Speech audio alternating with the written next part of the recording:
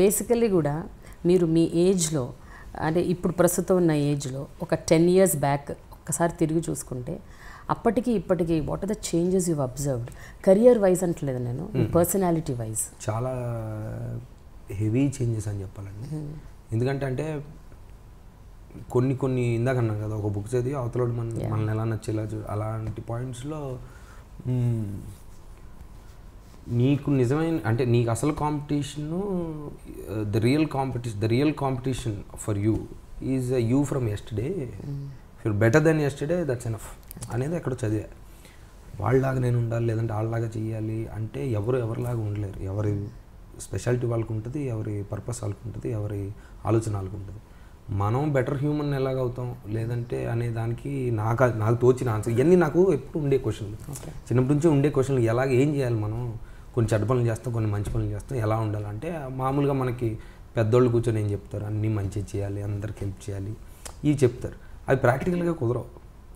మన జీవితం ఫస్ట్ అసలు మనం ఎటు వెళ్తున్నాం, మనం ఎలా మనం సక్సెస్ అవ్వాలనేదే మెయిన్ అందరికీ ఉంటుంది. పొద్దున్న లేచి నేను ఈరోజు నాకు ఇంకెంత డబ్బు ఎంత వస్తాయి లేదంటే అంటే how to be successful in life అనే రేస్లో ఉంటాం. నాకు అది అందరికీ ఉంటుంది, నాకు ఉంది డెఫినెట్గా. ఇంకా డబ్బు కావాలి, ఇంకా సక్సెస్ కావాలి, అవన్నీ ఉన్నాయి. అది పక్కన పెడితే మనం అంటే అది వచ్చినా రాపోయినా మనం అనేది మన జీవితం. ఇప్పుడు నేను పుట్టింది సూపర్ స్టార్ అవడానికి కాదుగా, నేను పుట్టింది నా లైఫ్లో నేను బతకడానికి. నేను పుట్టింది నా లైఫ్, ఎవరైనా అంతే. మీరు సంగతి నేనైనా అంటే స్టార్ అవ్వాలని ఉంటుందండి. మీకు సినిమాలో సల్మాన్ ఖాన్ అవ్వాలి ఉందండి, అవ్వలేదు అనుకోండి, లేదంటే అవ్వలేకపోయింది అంటే క్లోజ్ ఇంకా నా లైఫ్ అది కాదు కదా, అది అంటున్నాను. సో నాకు ఎక్కడో ఒక పాయింట్లో స్ట్రగుల్ అవుతున్నావు, సరే మన పని నువ్వు బాగా చేస్తావు అంతే. ఇది అంటే ఈ కెరీర్ వైజ్ ఇది ఒక ప్రాసెస్ జరుగుతుంది. అది మన చేతిలో ఏముంది, అంటే or career is in our hands అంటారు, కానీ కొంతవరకు ఉంటుంది, కొంతవరకు ఉంటుంది.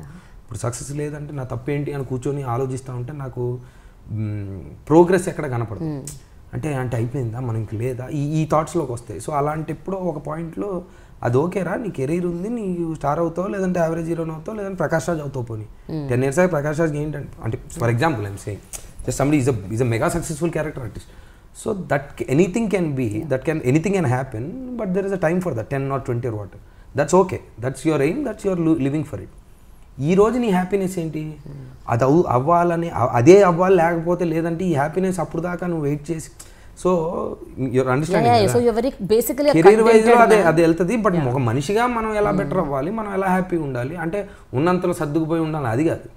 మనం అయితే how to be happy or what is the good in life right no అనే దానికి నాకు తోచిన ఆన్సర్, నాకు దొరికిన ఆన్సర్ ఎక్కడెక్కడో చదివితే ఏమొచ్చిందంటే, నిన్నటి కంటే ఈరోజు నువ్వు బెటర్గా ఉంటే నీకు తెలుసు కదా, నిన్నెవరో జడ్జ్ చేయలేరు, చేసేవాళ్ళు చేస్తారు. నీ కరెక్ట్ జడ్జ్ ఎవరు, నువ్వే తెలుసు. నీ చేసే పనులు, నీ ఆలోచన నీకే తెలుస్తుంది, ఇంకెవరికి చెప్పడు, నువ్వు బయటికి చెప్పే తెలుస్తుంది. సో అల్టిమేట్ ఆన్సర్ నాకు దొరికింది ఏంటంటే నిన్నటి కంటే ఈరోజు బెటర్గా ఉండాలండి అనే పాయింట్ ఎక్కడో కపుల్ ఆఫ్ ఇయర్స్ బ్యాక్ ఎక్కడో నాకు అది ఒకటి చిన్న ఇదిగా అయిందండి. అక్కడ నుంచి I been like okay let's not do let's slightly be better then yesterday అనే పాయింట్ మీద వెళ్తున్నప్పుడు ఐ లైక్ చాలా కామ్నెస్ వచ్చింది, కైండ్ ఆఫ్ మెచ్యూరిటీ అనుకోవచ్చు, లేదంటే సెన్స్ ఆఫ్ పీస్ అనుకోవచ్చు. చాలా అంటే నేనైతే కొంచెం ప్రశాంతంగా ఉన్నాను చెప్పచ్చు.